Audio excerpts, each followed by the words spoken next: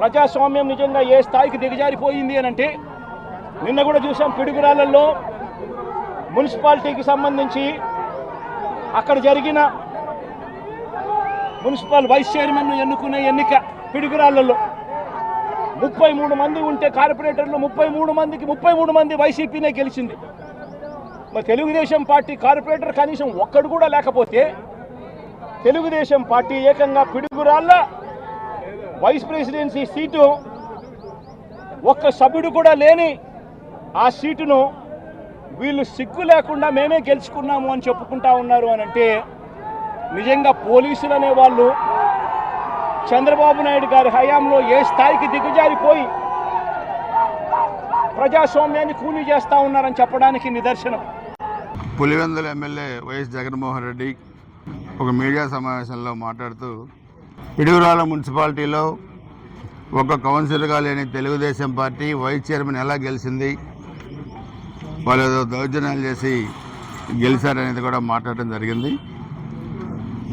జగన్మోహన్ రెడ్డికి ఒకటి చెప్పాలి, మీరు అధికారంలో ఉన్నప్పుడు రాష్ట్ర వ్యాప్తంగా జరిగిన అన్ని మున్సిపాలిటీలు, మండలాలు, స్థానిక సంస్థల ఎన్నికల్లో ఆ రోజు తెలుగుదేశం పార్టీ అభ్యర్థుల్ని నామినేషన్ కూడా వేయనీయకుండా మీరు దౌర్జన్యాలు చేసి ఏకగ్రీవం చేసుకున్నారు.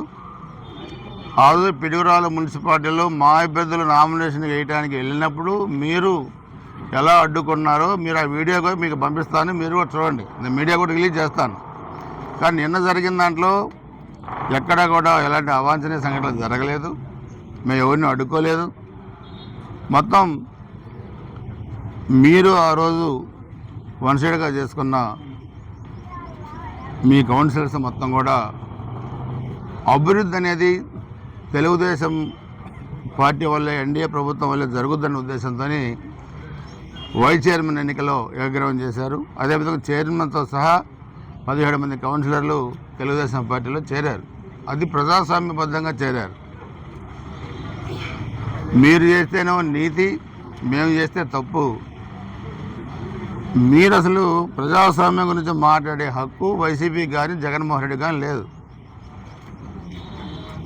ముందు మన ఎన్నికల్లో పోటీ చేసిన అభ్యర్థికి చెప్పాలి జగన్మోహన్ రెడ్డి కూడా.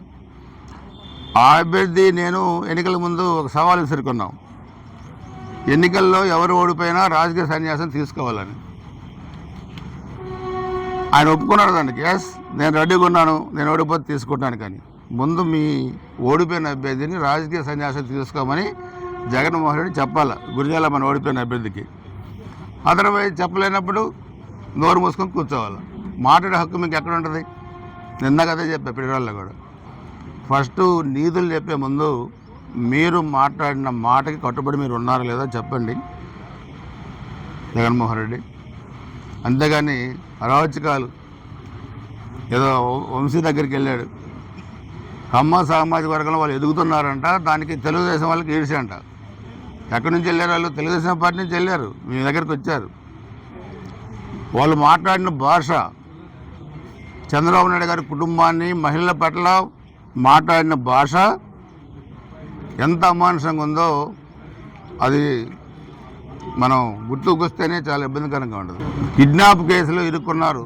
చట్ట ప్రకారం గవర్నమెంట్ చర్యలు తీసుకొని తప్పితే అసలు మేమైనా తీసుకోవాల్సిన చర్య ఇది కాదు. ఇంకా తీవ్రమైన చర్యలు మేమైనా ఉండాలి. కానీ అక్కడ మా ముఖ్యమంత్రి గారు ఒప్పుకోవట్లేదు. అది సమస్య. కక్ష సాధింపులు మా ప్రభుత్వానికి లేవు కాబట్టి మీరు ఆ మాటలైనా మాడగలుగుతున్నారు, లేదంటే మీరు మాట్లాడే పరిస్థితి కూడా ఉండదు. కాబట్టి మీరు ఎప్పటికైనా 151 సీట్ల నుంచి 11 సీట్లు ఎందుకు వచ్చాయో గుర్తుపెట్టుకొని, ఇది ప్రజాస్వామ్యం. మీ అయ్య రాజ్యాంగ 5 సంవత్సరాలు పరిపాలిస్తే ఎందుకు 11 సీట్లకు వచ్చారు ఇప్పటికైనా గుర్తుపెట్టుకొని అవాకులు చవాకులు పేలకుండా నిన్న జరిగిన ప్రజాస్వామ్యబద్ధమైన పిడుగురాళ్ళ మున్సిపల్ వైస్ చైర్మన్ది మీరు దాంట్లో ఎటువంటి ఆక్షేపం లేదు. జిల్లా జాయింట్ కలెక్టర్ గారు ఉన్నారు, ఎన్నికల అధికారి ఆర్డీఓ ఉన్నారు, అదేవిధంగా వీడియో రికార్డ్ చేశారు, ఎన్నికల సంఘానికి పంపించారు. సో అందుకని మీరు మాట్లాడేదే ఇక్కడ వినడానికి ఎవరు లేరు, అది అర్థం చేసుకో. ఆ రోజు మీ వాళ్ళు చేసిన దౌర్జన్యం కూడా నీకు వీడియో పంపిస్తాను ఇప్పుడు 5 నిమిషాలు. అది కూడా ఒకసారి చూసుకోమని జగన్మోహన్ రెడ్డికి కోరుతా ఉన్నాను.